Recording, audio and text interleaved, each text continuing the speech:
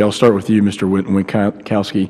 CBP, the allegations of Border Patrol agents, CBP officers working with drug traffickers to facilitate their business is just unconscionable. And you know the threat from a national security standpoint, and you know that they're trying to infiltrate our organization. I want to first start and ask you about your polygraphs that you do conduct with employees prior to employment. If you can elaborate on what some of your findings have been in terms of these pre-employment screenings. Yes, thank you very much, Mr. Chairman, for that question. As I mentioned in my oral interview, we began doing polygraphs in 2008, and we've done about 10,000 polygraphs, about 400 a month. Come January of 2013, under the Anti-Border Corruption Act, we're mandated to do all law enforcement officers, and we will meet that mandate of 2013. Matter of fact, we'll meet that mandate sometime this summer. So this summer we'll have 100% of our law enforcement officers undergoing a polygraph prior to coming on board as a law enforcement officer. So, of those 10,000 polygraphs that we've done, we have discovered a whole host of individuals that applied to be the Border Patrol agents or Customs and Border Protection officers, and the polygraph was able to identify individuals that had a very, very questionable past. And let me just give you several examples, Mr. Chairman. We had a case where between 2002 and 2009, an applicant smuggled several bundles of marijuana within the United States and was paid $200. On at least 3 occasions, the applicant personally unloaded duffel bags of drugs from vehicles and stored them at his residence, and the applicant also accepted $1,000 in exchange for allowing vehicles loaded with marijuana to be stored at his home. So the polygraph was able to identify that, and obviously the employee was not hired for a law enforcement position. And another example, in March of 2009, the applicant and a friend became involved in transportation of cocaine and marijuana. The applicant's friend profited an unknown amount of the transportation of the marijuana, and he profited from $3,500 for the transportation of the cocaine. So we have these individuals that, in some cases, I believe, their sole purpose of wanting to become a Customs and Border Protection officer or a Border Patrol officer is to infiltrate us. And the way in which, while we have robust background process, while we have AMSCO-type systems that I talked about in my oral reply and data mining and looking for anomalies, we really believe that the polygraph is going to be a real game changer for us. So we're ready for that. We've been doing polygraphs, but come this summer, everybody will undergo one. I think one of the things also that both you and the ranking member has talked about was the national security positions. I view the CBPOs and the Border Patrol agents as national security national security positions. And as such, I think we need to take a different view of that position. So, for example, while we're starting the polygraph prior to their employment and weeding out those individuals that are deceptive, our data indicates that really an officer goes on the other side at about 8.8 years into service. So the question becomes, while we have data mining and we're doing AMSCOs and looking for anomalies, and we have the periodic reinvestigations every 5 years, I think we need to be looking at polygraphs throughout the employee's career.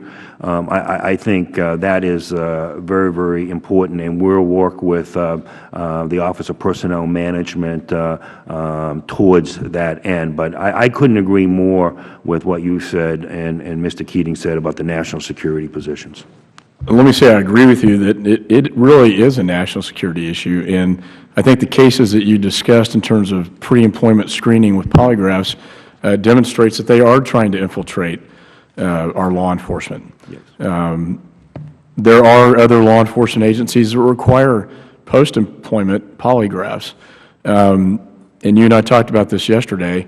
Can you tell me some of the hurdles? Because, as a former public corruption prosecutor, usually the corruption occurs after employment, after they've been down on the border or points of entry where they're then corrupted by organizations with high dollar amounts to infiltrate the United States with drugs and human trafficking. So can you elaborate on what would be the challenges and hurdles to require post-employment polygraphs? One of the challenges that we have is working through the hiring policies that we have and the Office of Personnel Management. And I'll make it very clear, we have not approached the Office of Personnel Management on this particular issue, but we will do that. I have asked my staff to begin the process of identifying what those hurdles are. So, the Anti-Border Corruption Act clearly gives us the authority on the pre-employment. We need to work through internally with our personnel office as well as the Office of Personnel Management to look at what it will take to do polygraphs from the standpoint of at the time of the periodic reinvestigations and in between those periods of time, whether it's looking for reasonable suspicion or looking at more like a drug screening type of process where randomly we do polygraphs. I think we have a lot to learn from other agencies that employ polygraph on a more routine basis, and we're going to undertake that endeavor. Well, let me just say I'd like to work with you and CBP, and I hope the ranking member would like to join me in this in terms of changing that policy, and certainly if any legislation is required to look at making that change. I think this is vitally important. And I'll try to keep my time limited. But Mr. Duncan, turning to TSA, allegations and indictments of TSA employees stealing personal belongings of passengers, improper luggage screening, which, after we saw the latest attempt out of Yemen to potentially smuggle a explosive device onto an airplane, again, a national security issue. We can't afford to have corrupt TSA officers. So what is TSA doing to address that? Sir, there are three aspects to TSA's efforts to prevent and detect the kind of corruption that the committee is justly concerned about. The first echoes what Mr. Winkowski has discussed in terms of background checks to make sure that we're not hiring people into TSA who are going to be problems. In the last 3 years, our background checks have actually disqualified more than 5,600 applicants who were subject to criminal history checks, financial checks, and other mechanisms to make sure that we're not bringing people in who have vulnerabilities. The second aspect really has to do with prevention, and we've undertaken various prevention initiatives in the wake of scenarios such as Honolulu, where we did determine that there was a large number of bags not being screened or subject to security. And some of the working groups that we've created in the wake of Honolulu have focused on identifying tools that local leadership can use to prevent and detect violations of our security protocols. And I know there's some recommendations that they've come up with working in conjunction with our investigative office.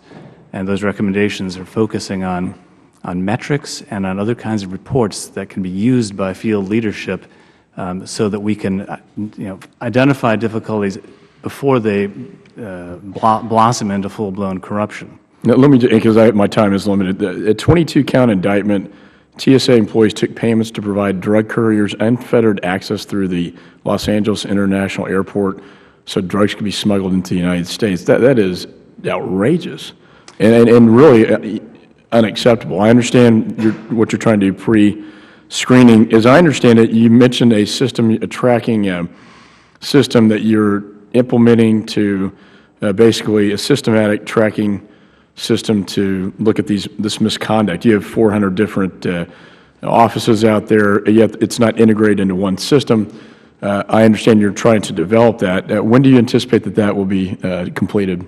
I don't have a specific time frame for you, sir, but I know as a result of the IG audit that has recently been released that the TSA is working not just on coming up with a workable single definition of security breaches, but to overhaul its reporting system so that security breaches are reported consistently, that they're validated, and that headquarters gets the information from all 450 airports so they can study it and come up with more comprehensive. And again, what's the time frame when this would be completed?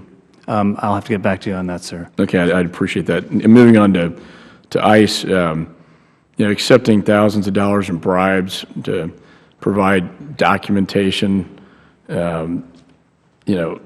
ties to drug trafficking organizations. This is exactly the kind of thing the terrorists want to exploit, getting documentation to get into the United States and attack the American people. Again, this is just really unacceptable. What are you doing within ICE to remedy this? Mr. Chairman, we have a vigorous pre-employment screening process and a thorough background investigation to try to weed out those individuals, on the front end of prior to employment. Subsequent to that, it was constant.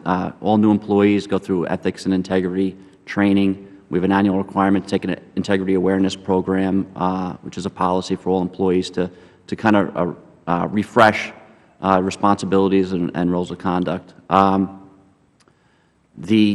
The all new supervisors get extensive integrity training at the ICE Academy, as well as all law enforcement officers a much more extensive integrity training.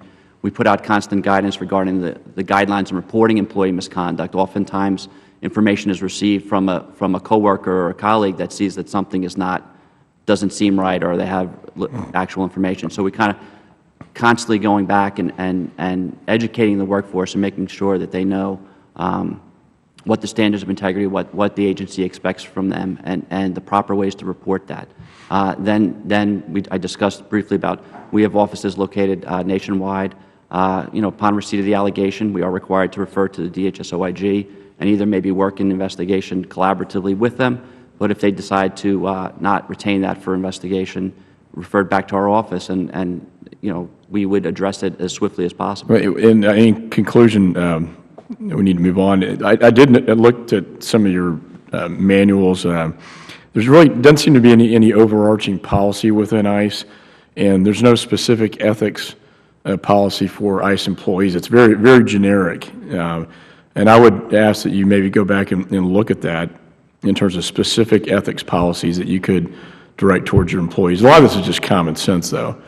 As I said, a public service is a public trust, and when you see that violated in these egregious examples, it's just unacceptable. And again, overall, though, the majority of employees are honest and hardworking, do a great job every day.